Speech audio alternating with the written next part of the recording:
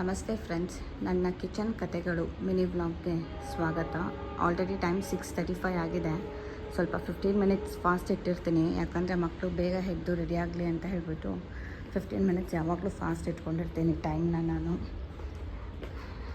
ಇವತ್ತಿನ ದಿನ ಒಳ್ಳೆ ರೀತಿಲಿ ಶುರು ಆಗಲಿ ಅಂತ ಆಶಿಸ್ಕೊಂಡು ಬಾಗಿಲು ಓಪನ್ ಮಾಡ್ಕೋತಾ ಇದ್ದೀನಿ. ಬೆಳಗ್ಗೆ ವ್ಯೂ ನಮ್ಮ ಮನೆಯದು ಈ ಥರ ಇರುತ್ತೆ.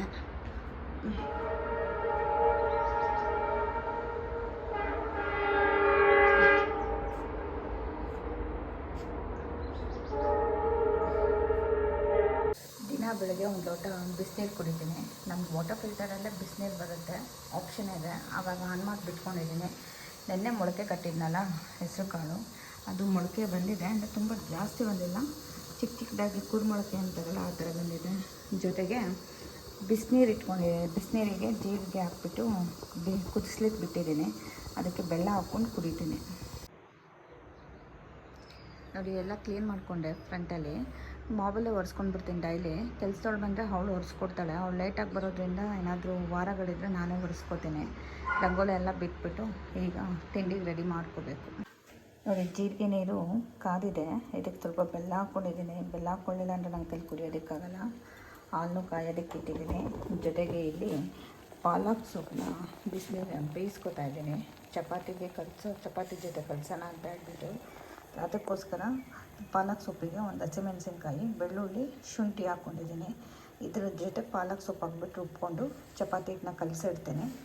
ಹಾಗೆ ಹೆಸ್ರುಕಾಳು ಪಲ್ಯಕ್ಕೆ ಸ್ವಲ್ಪ ಕಾಯಿ, ಬೆಳ್ಳುಳ್ಳಿ, ಶುಂಠಿ, ಅರ್ಧ ಟೊಮೊಟೊ, ಈರುಳ್ಳಿ, ಸಾಂಬಾರು ಸೊಪ್ಪು, ಒಂದೆರಡು ಎಲೆ ಪುದೀನ ತೊಗೊಂಡಿದ್ದೀನಿ. ಒಗ್ಗರಣೆಗೆ ಒಂದು ಚಿಲ್ಲಿ, ಈರುಳ್ಳಿ, ಟೊಮೊಟೊ ಹಾಗೆ ಒಂದು ಆಲೂಗೆಡ್ಡೆನ ರೆಡಿ ಮಾಡಿ ಇಟ್ಕೊಂಡಿದ್ದೀನಿ. ನೋಡಿ, ಪಾಲಕ್ ಸೊಪ್ಪನ್ನ ಬ್ಲೆಂಡ್ ಮಾಡಿ ಇಟ್ಕೊಂಡಿದ್ದೀನಿ. ಚಪಾತಿ ಹಿಟ್ಟಿಗೆ ಅದನ್ನು ಮಿಕ್ಸ್ ಮಾಡಿಕೊಂಡು ಏನು ನೀರಲ್ಲಿ ನಾನು ಬೇಯಕ್ಕೆ ಇಟ್ಟಿದ್ದೆ ಆ ನೀರಲ್ಲೇ ಮಿಕ್ಸ್ ಮಾಡಿ ಕಲಿಸ್ಕೊತೀನಿ. ಈ ಗ್ರೇವಿಗೆ ಅಂತೇಳಿ ರುಬ್ತಿದ್ನಲ್ಲ, ಅದಕ್ಕೆ ಸ್ವಲ್ಪ ಚಿಲ್ಲಿ ಪೌಡರು, ಕೊರಿಯಾಂಡರ್ ಪೌಡರು, ಚಕ್ಕೆ ಲವಂಗ ಪುಡಿ, ಸ್ವಲ್ಪ ಅರಿಶಿನ ಹಾಕ್ಕೊಂಡಿದ್ದೀನಿ. ಮಿಕ್ಸ್ ಗ್ರೈಂಡ್ ಮಾಡ್ಕೊಂಡಿದ್ದೆ ಅದನ್ನು ಚಪಾತಿ ಹಿಟ್ಟು ಜೊತೆ ಕಲಸಿಟ್ಟಿದ್ದೀನಿ ನೆನೆಲಿಕ್ಕೆ. ಮತ್ತು ಇಲ್ಲಿ ಜೀರಿಗೆ ವಾಟರ್ನ ಫಿಲ್ಟರ್ ಮಾಡಿ ಇಟ್ಕೊಂಡಿದ್ದೀನಿ ಕುಡಿಯಲಿಕ್ಕೆ. ಹಾಗೆ ಮೀನ್ ವೈನಲ್ಲಿ ಪ್ಯಾನ್ಗೆ ಎಣ್ಣೆ ಹಾಕಿಬಿಟ್ಟಿದ್ದೀನಿ ಪಲ್ಯ ಮಾಡಲಿಕ್ಕೆ.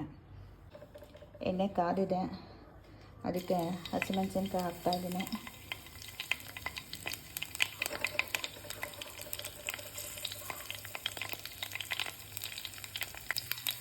ಈಗ ಈರುಳ್ಳಿ ಹಾಕ್ಕೊಂಡು ಚೆನ್ನಾಗಿ ಫ್ರೈ ಮಾಡ್ಕೊಳ್ಳೋಣ.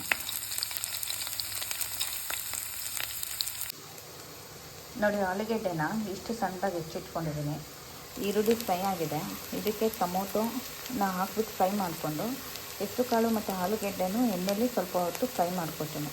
ನೋಡಿ, ಟೊಮೊಟೊ ಫ್ರೈ ಮಾಡಿಕೊಂಡು ಹೆಸರುಕಾಳನ್ನು ನಾನು ಎಣ್ಣೆ ಒಳಗಡೆ ಫ್ರೈ ಮಾಡ್ಕೊಳ್ಳೋದಕ್ಕೆ ಹಾಕ್ಕೋತಾ ಇದ್ದೀನಿ. ಅದ್ರ ಜೊತೆಗೆ ಆಲೂಗೆಡ್ಡೆನೂ ಹಾಕ್ಕೋತಾ ಇದ್ದೀನಿ. ಏಕೆಂದರೆ ಎಣ್ಣೆಯಲ್ಲೇ ಚೆನ್ನಾಗಿ ಫ್ರೈ ಮಾಡಿಕೊಂಡ್ರೆ ಅರ್ಧ ಬೆಂದಂಗೆ ಆಗುತ್ತೆ. ಹಾಗಾಗಿ ಸ್ವಲ್ಪ ಎಣ್ಣೆಯಲ್ಲಿ ಫ್ರೈ ಮಾಡ್ಕೊತೀನಿ. ನೋಡಿ, ಅರ್ಧ ಬೆಂದಂಗೆ ಆಗಿದೆ. ಅದಕ್ಕೆ ಈಗ ನಾನು ರುಬ್ಬಿಟ್ಕೊಂಡಿರೋ ಮಸಾಲೆನ ಆ್ಯಡ್ ಮಾಡ್ಕೊತಾ ಇದ್ದೀನಿ. ನೀರು ಹಾಕ್ಕೊಂಡು ಸ್ವಲ್ಪ ರುಚಿಗೆ ತಕ್ಕಷ್ಟು ಉಪ್ಪು ಹಾಕ್ಕೊಂಡು ಚೆನ್ನಾಗಿ ಅದನ್ನು ಬೇಯೋದಕ್ಕೆ ಬಿಡಿ. ಒಂದೆರಡು ಚಿಟಿಕೆಯಷ್ಟು ನಿಂಬೆ ರಸ, ಹಾಗೆ ಲಾಸ್ಟಲ್ಲಿ ಸ್ವಲ್ಪ ಕೊತ್ತಂಬರಿ ಸೊಪ್ಪು ಹಾಕಿ ಮಿಕ್ಸ್ ಮಾಡಿದ್ರೆ ಈಗ ಪಲ್ಯ ರೆಡಿಯಾಗಿದೆ ತಿನ್ನಲಿಕ್ಕೆ. ಇದು ನಾನು ಆಲೂಗೆಡ್ಡೆ ಬದಲು ಇದಕ್ಕೆ ಮೊಟ್ಟೆ ಹಾಕ್ಕೊಂಡ್ರೂ ಪಲ್ಯಕ್ಕೆ ತುಂಬ ಚೆನ್ನಾಗಿರುತ್ತೆ. ಮೊಟ್ಟೆ ಹಾಕ್ಬಿಟ್ಟು ಮಿಕ್ಸ್ ಮಾಡಿಕೊಂಡು ಅದು ತುಂಬ ರುಚಿಯಾಗಿ ಬರುತ್ತೆ.